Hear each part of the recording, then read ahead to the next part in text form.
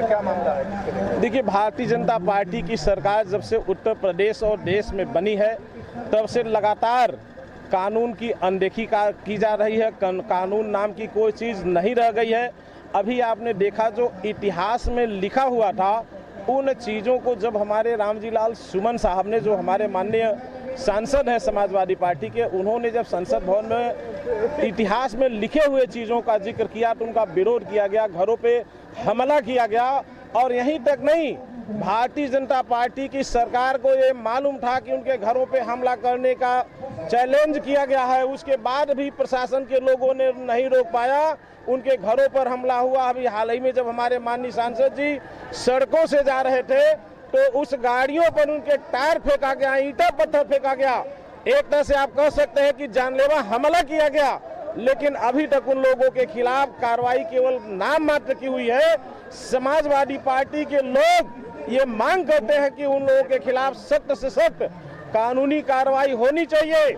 अभी जब इस मामले को लेकर के इसी आगरा की धरती पर लोग वहां तलवार और बंदूक लहरा रहे थे तो उनके खिलाफ योगी सरकार ने कोई कार्रवाई नहीं किया।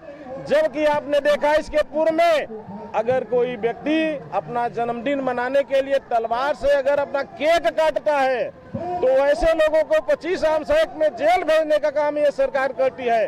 तो अगर कानून ये है तो फिर जो लोग बंदूक लहरा रहे हैं, जो कट्टा बम लहरा रहे हैं, जो तलवार लहरा रहे हैं, जो धमकी दे रहे हैं, रही नहीं, समाजवादी पार्टी के मुखिया माननीय अखिलेश यादव जी को जान से मारने की धमकी दी जा रही है, उसके बावजूद भी ये सरकार ठंडी पड़ी हुई है, कोई कार्रवाई नहीं कर रही है। हम सरकार को चैलेंज करना चाहते हैं, हम लोग सरकार को बता देना चाहते हैं कि हम समाजवादी लोग हैं, हम लोग शांति से रहना भी जानते हैं और हम लोग मजबूती से उनके खिलाफ लड़ना भी जानते हैं। अगर वो कानूनी तरीके से नहीं काम करेंगे, भारतीय जनता पार्टी की सरकार के लोग आतताइयों के खिलाफ अगर कार्रवाई नहीं करेंगे तो हम समाजवादी लोग सड़कों पर उतर करके और लोकतांत्रिक तरीके से कैसे उनको भगाना है, कैसे उनके खिलाफ कार्रवाई कराना है, हम समाजवादी लोग जानते हैं और हम लोग उनसे बदला लेने का काम करेंगे अगर भारतीय जनता पार्टी की सरकार ऐसे जगहों पे अपने को अक्षम हो जाएगी। तो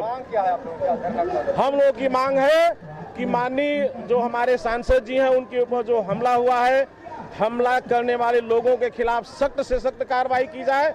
आज उत्तर प्रदेश में तमाम बड़े पैमाने पर दलितों के खिलाफ जो भारतीय जनता पार्टी के लोग, उनसे जुड़े हुए लोग उत्पीड़न कर रहे हैं, ये दलितों का उत्पीड़न बंद होना चाहिए, संविधान सुरक्षित होना चाहिए।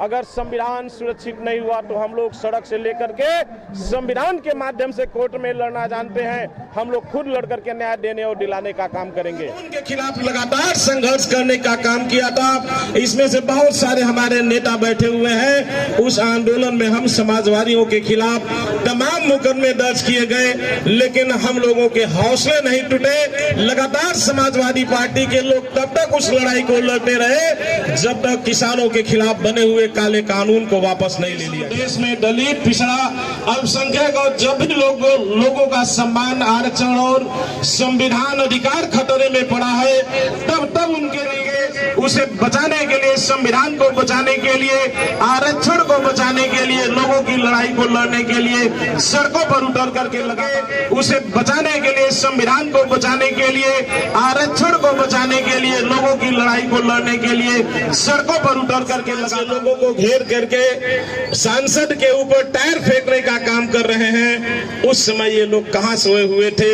उस समय कहां ये लोग थे? एक सवाल किया था, एक जवाब दिया था।